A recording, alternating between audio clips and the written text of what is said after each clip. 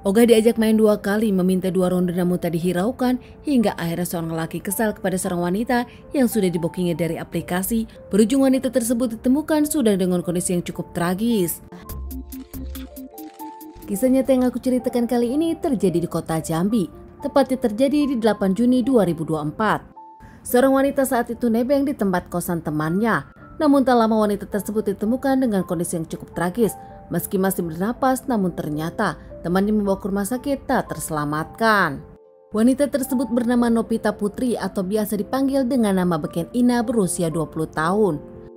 Saat itu teman dari Ina mengetuk pintu kamar kosan yang sedang dipinjam Ina. Beberapa kali namun tak ada jawaban, hingga akhirnya pemilik kosan tersebut pun langsung masuk dengan teman yang lainnya. Saat membuka pintu kamar dengan kondisi yang tak terkunci, kaget saat melihat kamar sudah penuh dengan cairan merah dan kamar kosan tersebut pun acak-acakan. Langsung memanggil dan mencari Ina, kaget menemukan Ina sudah dengan banyak luka dengan kondisi yang sangat tragis tanpa memakai selai benang pun. Ditemukan di kamar mandi kosan tersebut, Ina pun masih bernapas namun kondisinya sudah memprihatinkan. Meminta bantuan kepada para tetangga lainnya dan tak lama membawa Ina ke rumah sakit untuk diobati. Sayangnya di rumah sakit Ina sendiri tak tertolong, punya banyak luka, mengeluarkan cairan merah, hingga akhirnya jasad Ina pun dikembalikan ke keluarganya. Bahkan saat itu keluarga dari Ina kaget. Ina meninggalkan rumah dengan kondisi baik-baik saja, namun Ina kembali ke rumah diantar temannya dengan kondisi yang sudah tak bernyawa. Teman dari Ina pun akhirnya melaporkan kejadian ini kepada pihak kepolisian dan tak lama pihak kepolisian datang ke kosan untuk menyelidiki. Di kosan pihak kepolisian cukup kesusahan, kamar kosan Ina ternyata sudah dibersihkan. Pihak kepolisian pun melakukan interogasi kepada pemilik kamar kosan, namun mereka pun tak tahu apa-apa. Bahkan di kamar kosan pun tak ada CCTV, membuat polisi cukup kewalahan. Pihak kepolisian menyelidiki, ternyata nama Ina sendiri bernama asli Fitria, bukan Putri. Ina pun berasal dari Tambung Jabung. Saat ditemukan ada yang menyebutkan kalau Ina bekerja di salah satu bank. Namun ternyata setelah diselidiki, semua itu hanya kalangan Ina semata. Ina sendiri selama ini mendapatkan uang bekerja di aplikasi sebagai wanita penjajah. Dibeberkan oleh teman Ina sendiri memang sering ke kosan untuk main-main.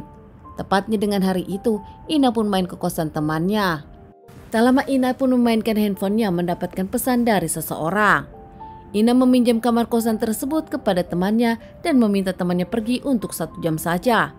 Ina mengaku saat itu dirinya ada masalah dengan sang pacar dan pacarnya akan datang ke kosan tersebut.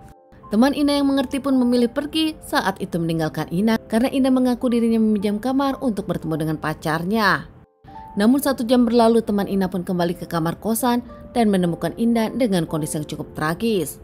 Pihak kepolisian pun akhirnya mencari siapa lelaki yang bersama Ina terakhir kali. Setelah menyelidiki dan melakukan pengejaran, hingga akhirnya pihak kepolisian pun mengamankan seorang laki-laki yang kabur ke daerah pinggiran Jambi. Lelaki tersebut bernama Doni Repano, berusia 19 tahun. Doni sendiri saat diamankan tak membantah, tak memberikan perlawanan. Doni mengakui dirinya pelakunya dengan motif kesal karena Ina tak memain 2 kali. Bahkan Doni sendiri menceritakan kronologis kejadiannya kepada pihak kepolisian. Saat itu Doni sendiri mengaku dirinya tengah bete hingga akhirnya mencari wanita di aplikasi. Menemukan Ina, akhirnya ngobrol dan tawar-menawar. Hingga mendapatkan harga 1 jam dengan 400.000 sekali kencan beberapa kali pakai.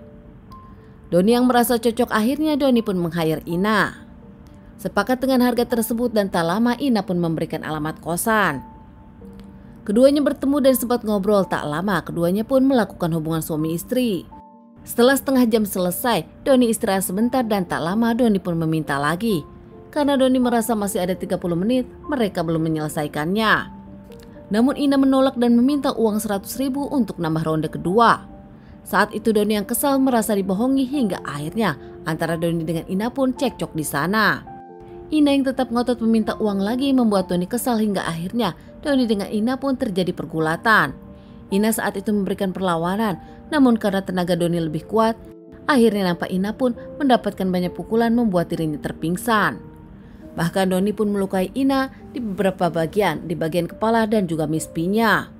Melihat kondisi Ina pingsan, Doni pun yakin kalau Ina sudah tak bernyawa. Doni bersih-bersih dan tak lama meninggalkan kosan Ina. Sebelum meninggalkan Ina begitu saja, Doni pun mengambil handphone Ina dan merusaknya, membuang di jalanan saat dirinya kabur. Diamankan terkait permasalahan ini, Doni sendiri akan segera menjalani persidangan.